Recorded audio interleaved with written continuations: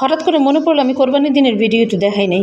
হায় আল্লাহ, video তো করে রাখছিলাম। ওই যে ঈদের দিন সকালে ঈদ মুবারকের পরে আল্লাহু আকবার বলে আল্লাহর উদ্দেশ্যে কোরবানি সম্পন্ন হয়ে গিয়েছিল। তারপরে আমাকে প্রথম ধাপেই গোস্ত এনে দিয়েছিল। ঢাকা শহরে আসলে এখন খুব দ্রুত গোস্ত কাটা হয়ে যায়। তো 11টা বা 11:30 দিকে মনে হয় এনে দিয়েছিল। তো আমি তখনই বেশ কিছুটা কেটে নিয়ে ভাবলাম চড়িয়ে দিই, তাড়াতাড়ি হয়ে যাবে, ছেলেও খেতে পারবে। সুন্দর করে চড়িয়ে দিলাম। আর এই যে সে আমার বিখ্যাত বিখ্যাত আমার অনেক দিনের স্বপ্ন ছিল ইউটিউবের হাইপ দেখে পেশোয়ারি বিফটা রান্না করা, আসলে কেমন খেতে হয়, আসলে কেমন মজা হয় সেটা দেখাই ছিল আমার মূল উদ্দেশ্য। তবে মূল উদ্দেশ্যের ক্ষেত্রে এটা আমি টেস্ট করার পরে যেটা বলতে পারছি সেটা হচ্ছে, যারা নিহারি খেতে পছন্দ করে, যারা পায়া বা স্যুপ জাতীয় জিনিস খেতে পছন্দ করেন এবং যারা গোশতের ঝুরি খেতে পছন্দ করেন তাদের জন্য এটা অসাধারণ। আর এটার ট্যাঙ্গি ভাব আসে, ট্যাঙ্গি ভাবটা যারা পছন্দ করেন তারা এটা আরও পছন্দ করবেন। আর ট্যাঙ্গি ভাবটা আসে মূলত টমেটো থেকে, পেঁয়াজ থেকেও কিছুটা আসে, তবে টমেটো থেকে বেশি। টমেটোটা আমার বেশ টক ছিল, যার করে টকটা একটু বেশি চলে আসছিল। কারণে আপনারা যেটা করবেন, যদি টক কম খেতে চান তাহলে টমেটো একটু মিষ্টি টমেটোটা দিলে বেটার হয়। আমি টমেটোর আগা কেটে নিয়েছি, রসুন পেঁয়াজ এগুলো সুন্দর করে ধুয়ে নিয়েছি, পেঁয়াজটা ছিলে নিয়েছি, রসুনটা আমি একদম গোটাই দিয়ে দিয়েছি যেন গোটা হিসেবেই থাকে শেষে এসে, এবং 1.5 চা চামচের মতো গোলমরিচ।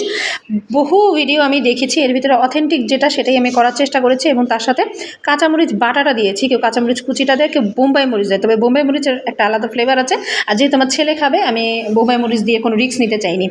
এই তো আমার আলহামদুলিল্লাহ কোরবানি ঈদের যে গরুর গোস্তটা সেটা হয়ে গেছে। উপরে একটু বেরেস্তা দিয়ে দিয়েছিলাম, একটু টক দই দিয়ে আমি রান্না করেছিলাম।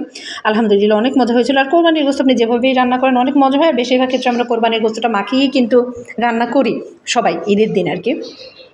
তাই তো আমার পেশোয়ারি বিফটা রান্না করতে 2 থেকে 3 ঘন্টা লাগবে। আমি একদম জোরে জালে কিছুক্ষণ দিয়েছি, যে পানিটা গোস্তের আছে সেই পানিটা শুকিয়ে টেনে দিব আমি। আর ঘি তো দিতেই হবে এখানে, 1 চা চামচ বা 2 চা চামচ, এর বেশি বা কম কোনোটা না দিলেই ভালো। আর ঘি না দিয়েও করা যায়, কিন্তু দেখলাম রেসিপিতে ঘি দিয়েছে সবাইতে, এই কারণে আমিও ঘি দিয়েছি। আরেকটা জিনিস দিয়েছে সবাই, আলু। আমি আলুটা দেইনি, আমি আলুটা খাবো না দেখে আমি আলুটা দেইনি। আর কাঁচামরিচ বাটাটা একটা আলাদা একটা ফ্লেভার টেক্সচার যোগ করেছে। আর কোনো মশলা কিন্তু এখানে যায় না, এটাই পেশোয়ারি বিফের বৈশিষ্ট্য। যারা এই রেসিপিটা জানেন তারা ভালো করেই জানবে যে এটাই এই বিফের বৈশিষ্ট্য। এখানে একটা ঝোল থাকবে এবং ঝোলটাই হচ্ছে খাওয়ার জন্য ওরা টেস্টি করে খাইতে পারে। ঝোলটা কিন্তু রুটি দিয়ে অথবা স্যুপ হিসেবে অসাধারণ লেগেছে আমার কাছে। আর ট্যাঙ্গি ভাবটা একটু বেশি থাকার কারণে, টক ভাবটা একটু বেশি থাকার কারণে আমি পরবর্তীতে আধা চা চামচের মতো চিনি দিয়েছিলাম সেকেন্ড টাইম যখন এটাকে আমি গরম করেছিলাম তখন।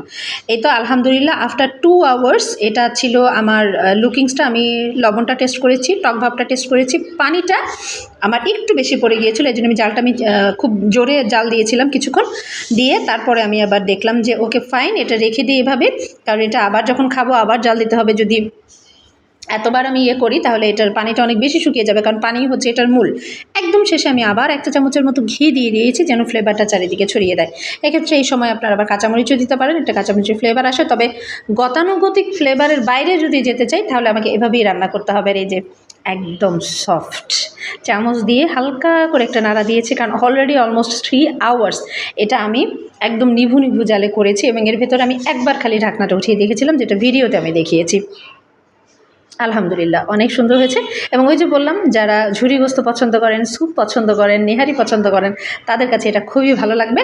তবে এটা শুধু খেতে আমার কাছে সবচেয়ে বেশি মজা লেগেছে, রুটি ভাত বা পরোটার চেয়ে শুধু খেতে অনেক বেশি মজা লেগেছে। ট্রাই করবেন।